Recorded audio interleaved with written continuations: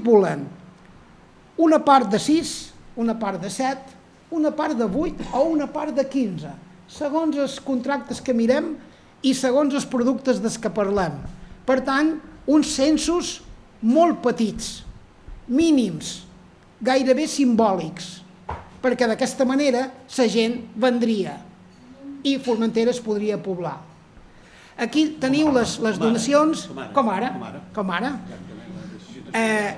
Aquí, per exemple, teniu les 3 donacions principals que varen començar a fonamentar el poblament del segle XVIII, i aquí teniu els molins. Al segle XVIII es fan 3 molins, que són aquests que teniu en blau. El més antic és el molí d'en Tauet, no per molt, però per un parell d'anys, segons pareix. Després vendria el molí vell de la Mola, i el molí que ja ha desaparegut, de les Roques, serien aquests 3 els molins que ja trobam a l'any 1800. Aquí es devia moldre el blat que sortia, que es cultivava. En el segle XIX trobeu 3 molins més, 4, perdoneu, un que ha desaparegut, que és el molí d'en Simón, aquí està Simó, nosaltres li dèiem en Simón, que són molins, si vos fixeu, més grossos ja, tenen un altre aspecte. Es va començar a plantar molta vinya en el segle XVIII, gràcies als il·lustrats, aquells senyors que portaven aquelles peluques blanques, que segur que portaven, heu vist mai aquells retratos del segle XVIII amb aquelles pelucalotes, que no te la posaries perquè en la calor que fa, però aquells senyors il·lustrats que van intentar fer un canvi econòmic a Espanya estaven molt interessats en cultivar sobretot arbres fruiters i vinya. Es sembraren al segle XVIII 79.000 ceps a Formentera i es va arribar a produir 11.000 litros de vi. Això és una quantitat, en fi, estem parlant del segle en què es repobla Formentera, una quantitat més que respectable. Si anem al segle XIX, a veure si tenim sort. El segle XIX és un segle de tristor. El segle XIX és un segle tràgic, que desemboca amb una onada migratòria cap a Amèrica, però és que va ser un segle on gairebé faltava tot, on hi va haver sequeres, on hi va haver moments en què es passa fam. En fi, hi ha una tristor que està en les descripcions que es fan de Formentera. Aquí teniu una notícia del 1846. Un any abans havia vengut el governador civil de Balears, un català, Joaquim Maximilià Gibert. En Gibert ve a Formentera el 1845, com he dit, un any abans d'aquesta notícia, i diu Formentera són tots analfabets. Diu l'Ajuntament, l'alcalde i els regidors no saben llegir ni escriure i el secretari és l'únic que sap llegir i escriure el secretari i els fa creure el que vol. O sigui, el qui governa l'Ajuntament de Formentera és el secretari, que és l'únic que sap llegir i escriure. Però no només això, en Gibert diu aquí el blat, tot just es fa blat per poder alimentar la població, hi ha una miqueta de vi, olives, garroves, poques cabres, poques gallines, poques ovelles, moltes cabres, moltes gallines, poques ovelles, i diu que es fan formatges d'ovella i cabra. Ell fa una petita descripció i diu que a Eivissa es duen alguns productes, però poquets. Es du ous, una miqueta de gra, quan en sobra, gallines i una mica de carn. Ell parla d'una societat que sobreviu justament d'una manera de subsistència total i que si sobra alguna cosa va a Eivissa aquesta producció, però molt poca. El 1846, que és aquesta notícia, té lloc una sequera brutal que mata moltíssim de bestiar a Formentera, que és la supervivència de Formentera, és el bestiar, i està a punt de despoblar la Mola. La Mola no té pous, només té aigua de pluja. Si no plou, la gent de la Mola ja va fer comptes, una part de la gent de la Mola, despoblar i anar-se'n. Això ho diuen els documents. Però la Mola té aquest problema. Llavors va fer Seljuk d'Espoble, de 400 tonelades. Està aquí. Però Seljuk d'Espoble va ser una solució d'emergència perquè no tornés a passar això de 1846. Però bueno, com que no va passar res, al final la mola va continuar poblada i el bestiar va continuar pasturant per Formentera. Llavors ve un senyor molt interessant, el 1869, que és aquest, que és l'arxiduc Lluís Salvador d'Àustria, que va fer un llibre formidable que és Die Balearen, i el primer llibre està dedicat a les antigues Pitiüses. Ell va venir aquí l'any 1867 i el primer que diu és: l'agricultura no produeix més que molt poc, la ramaderia és més important que Eivissa. Atenció, una altra cosa interessant, a Formentera l'agricultura és pobra, per tant la ramaderia és més important que no Eivissa, perquè Eivissa hi ha bona terra en alguns llocs.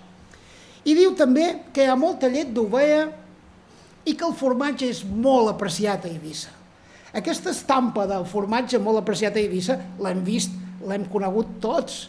Ja tinc 54 anys, faré 55, però vull dir que jo ho he sentit tota la vida. El que els agradava, per exemple, a Vila és formatge, a Vila, o pot ser fora de Vila, és formatge de Formentera. Els encantava. Bueno, després d'aquest senyor, que crec que ens va deixar una imatge de la pobresa de Formentera que no necessita explicació, aquesta imatge és una imatge de pobresa. Fixeu-vos que dels elements que tenim aquí, molts encara hi són. La casa de la dreta és Cana Pepa,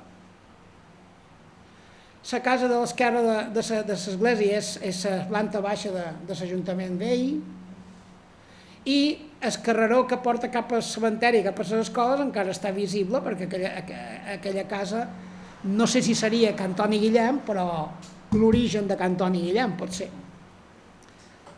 Aquí diu, tenen una plaça molt miserable, que li han posat nom de plaça de la Constitució, però realment és un munt de roques pelades. Però bueno, aquesta és una estampa que explica per què vàrem emigrar a Amèrica, no n'hi ha més. Llavors ve un senyor a l'any 1873, que és en Marroig. I en Marroig sí que va ser un pàjaro interessant, perquè en Marroig, un senyor de negocis, que segons pareix havia estat o va ser alcalde de Palma, en Marroig, Antoni Marroig Bonet, aquí el veiem, és el vell, Saltes és fi, en Marroig li va passar el mateix que els hi passa a moltes famílies. El vell fa sous i el fill se'ls fon i el net mira a veure si queda alguna cosa. En Marroig va fer una inversió comprant una part de les salines Marroig, però a part d'això va comprar una finca d'1 quilòmetre quadrat que la va sembrar una gran part de vinya, perquè volia aprofitar que la filoxera estava matant les vinyes franceses, i quan hi va haver aquesta epidèmia de filoxera a la vinya francesa, França va començar a demanar raïm. Va començar a demanar raïm i, clar, tothom es va apuntar al negoci de posar vinyes per vendre raïm o per vendre vi. I aquí, per exemple, d'en Marroig hi ha uns números que us deixaran parats. La màxima producció del Camp Marroig són 13.000 corters, 90.000 litros. 90.000 litros. És una,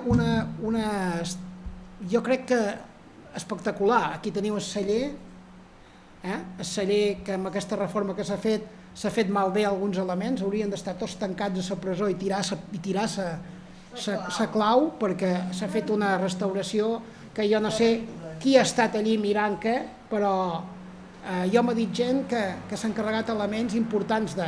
És una casa d'estil mallorquí, com ho veus, no sé si he posat una altra foto allí. Sí, veus, amb aquest pati interior, aquesta entrada. Bueno, una altra cosa interessant, la filoxera va arribar a Espanya, però a Formentera no. I jo crec, no he llegit cap estudi que ho diga, que no hi ha, que el peu és peu franc, peu antic. És possible que ara se n'hagi plantat de peu americà, no ho sé, ho desconec. Per això l'explicació seria que Formentera tenia molt poques comunicacions en l'exterior, estan parlant d'un barco cada X temps, un correu, el que siga, i hi havia molt poc contacte. És possible que aquest aïllament ens hagi jugat a favor per no tenir filoxera. No sé si a Eivissa va arribar a la filoxera, tampoc. És que, clar, que seria un problema més aviat d'aïllament, no?, que ho explicaria. Bé, ja arribam a punt, ja arribam en el nostre present més immediat. A Can Marroig, quan es va morir Giai, cap al 1900, ella va anar de capa caiguda. La producció de vi va baixar i es va substituir per blat. I hi treballaven a les vinyes de Can Marroig moltes dones. Com que els homes emigraven, hi va haver molt de treball femení assalariat a Can Marroig, treballant a les vinyes, sobretot. Aquí el més interessant de tot és que el tema del vi va anar a la baixa, quan en Marroig ja es va morir i quan el tema de la filoxera va passar. Aquí teniu una notícia de la Segona República de 1934, Panoramas ibicencos, la isla vecina de Formentera, panorama ibicenc, no pot ser d'altra manera. Se exporta gran cantidad de aves y huevos para el mercado de Barcelona, elaborándose además ricos quesos que gozan aquí, a Ibiza, de justa fama. El vino que se obtiene merece gran aceptación. Bueno, és un article més llarg, una miqueta exagerat, en què s'alaben moltes coses de Formentera, però això d'aquí, que hi ha una sèrie d'ous i gallines que se'n deuen anar cap a Barcelona des d'Eivissa, i a més formatges que es venien d'Eivissa, això té bastanta credibilitat. I el vi, doncs també, ja veureu que el vi també es venia vi de Formentera a Eivissa, ara us ho explicaré. En temps de Segona República, la Segona República va ser un miratge, malauradament, i aviam si mos deixa, va venir la Guerra Civil i la postguerra, i de la Guerra Civil i la postguerra dir-vos que aquí es va passar molta fam, a Eivissa es va passar molta fam, però a Formentera se'n va passar moltíssima, hi va haver peticions desesperades a Palma perquè enviassin aliments, això mentre hi havia el camp de concentració, amb gent passant fam dins el camp de concentració, fora la gent passava fam, i hi ha peticions desesperades a Palma perquè enviïn alguna cosa. Per si això no fos poc, es van posar racionament de productes bàsics. Aquí hi ha les cartilles de racionament que van durar molt de temps durant la postguerra, i allí els productes bàsics venien racionats, a vegades no n'hi havia, a vegades anaves a buscar alguna cosa amb la cartilla i si era roig et deien que allò ja no n'hi havia, o si no era roig ja no n'hi havia perquè també havia acabat. En fi, de tot això d'aquí ja podeu pensar el que es feia. Aquí teniu una llista de preus de la marítima de Formentera i del motor, empresa del motor Dolores, on estan, llàstima que no podem ampliar, els preus per dur coses a Eivissa o per anar a buscar coses a Eivissa. Hi ha inclús una tarifa per anar a buscar metge a Eivissa o per anar a buscar el que siga. Inclús n'hi ha una que és excursió al redor de Silla. Això era de l'any 39, pot ser? Sí, del juliol del 39. La gent les passava canutes, però encara hi podia haver gent que tingués gana de fer una volteta a Silla. Això no? A veure si tenim sort i... El camp de concentració, on es menjava sobretot sopa de carabassa, on hi havia, en fi, hi havia contraband de tabac. La meva abuela havia fet contraband de tabac pota, i es feia també estraperlo, que és comerciar amb els aliments que estaven ja racionats. En el campament es feia estraperlo. Per exemple, si una ració de tabac, un pres tenia dret a una ració de tabac, se li llevava i els guardapresons venien el tabac fora. Estraper-lo. Aquí teniu aquestes imatges també de la postguerra més trista, més penosa, i aquí dir-vos una cosa. En la postguerra jo vaig recollir els preus reaccionats, els preus que establia l'Ajuntament per la carn. 1939, 1 quilo de carn, 3 pessetes. Setembre del 39, carn de porc, 3,75. I octubre del 40, 6 pessetes, 1 quilo de carn de porc. Si penseu que un jornal a les Salines podia ser un duro, abans de la guerra, més o menys, ja podeu pensar quin era el preu que demanaven per aquesta carn. Preu caríssim. El preu seria equivalent al preu que quasi bé guanyam en un dia de feina. Precintaren els molins. La gent va començar a moldre clandestinament, a la nit, amb alguns molinets de sèmola o amb molins de sang, que de vegades no eren moguts per un animal, sinó per persones. La cosa que volia fer el règim franquista era controlar la producció, autarquia, controlar la producció. Però fixeu-vos, no era només controlar la producció. Un dia parlava amb un amic, en Vicent Desmolí, i en Vicent Desmolí em deia que sí, control de la producció, però si tens la gent amb fam, si tens la gent lluitant per la seva subsistència, no tenen temps per conspirar. No tenen temps per conspirar, ni per preparar una resistència. I em va pareixer interessant aquesta idea. No és mala idea. El blat que es recollia es duia a l'Ajuntament i allí es va podrir. No diré tot, però de record dels funcionaris de l'Ajuntament, una part d'aquest blat es va podrir, estava en sacs i es va fer malbé. Per tant, jo crec que de vegades penso en la part més de fer passar malament a la població perquè no es rebel·li, perquè no faci alguna cosa en contra del règim. Es va fer una glosa en aquell temps, vaig a dir un parell de paraulotes, que si s'emet per YouTube faran un pip, no? Ja està. Me cago en Sevilla, puta, quin món més desgraciat. Mos hem llevat tot el blat i ara Alemanya el disfruta. Que la gent pagesa eren pagesos, però sabien perfectament allò de que anava. Precintar molins, obligar a la gent a moldre clandestinament, hi anaven els guàrdies civils a fer-se donar blat, o farina, millor dit, i a canvi de callar, perquè també passaven fam.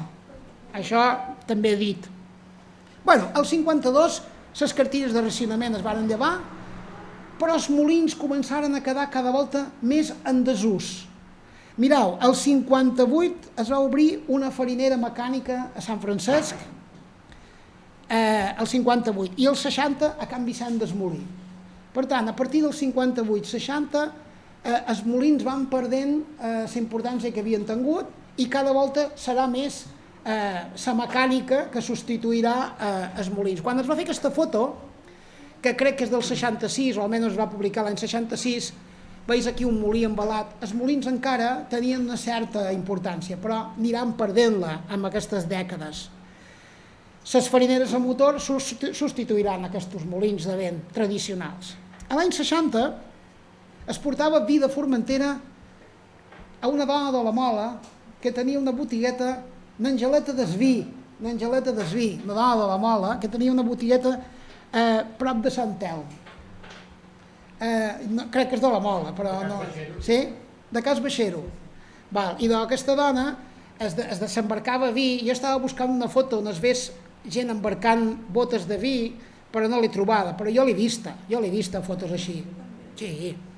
I aquesta dona, en els anys 60, era una dona coneguda, una dona visionada bregada, no? Perquè anar allí a muntar una botiga de vi a Eivissa, havia de ser-ho, com toca.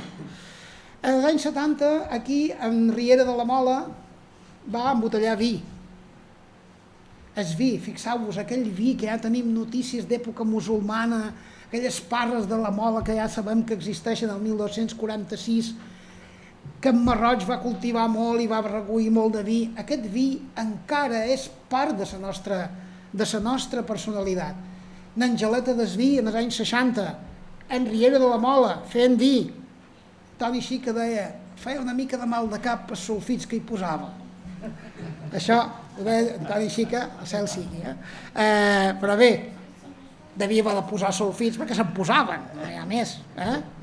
I al final el que tenim són aquestes explotacions com a Cap de Barberia i Terra Moll, que d'alguna manera és de la poca indústria que tenim, llevat del turisme, de les poques activitats productives, però que també ens conta una història llarga i antiga. la mateixa que mos conta el flaó, la mateixa que mos conta la salsa de Nadal, la mateixa que mos conta el vi. Aquesta és part de la nostra història. La gastronomia, i amb això cap, ha canviat.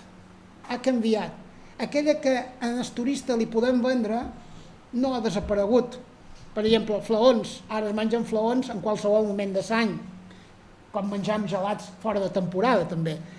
Frit de polp, frit de freixura, tots aquests frits, sofrit pagès, tenen una possibilitat turística. En canvi, els altres que estan vinculats a la religió, que estan vinculats a la pobresa, com pugui ser el cuinat, amb les guixes tòxiques i les farinetes, que també és un plat que ha desaparegut pràcticament. Ma mare, jo li preguntava a ma mare, i saps algun plat més que s'hagi oblidat? Fideus amb fava pelada. Fideus amb fava pelada també és un plat que també ha anat de capa caiguda, no? I el guisat d'ous també. El que passa que si m'adeis que encara manteniu la tradició, estem davant una aldea d'estèrics davant l'imperi romà. Amb això he acabat.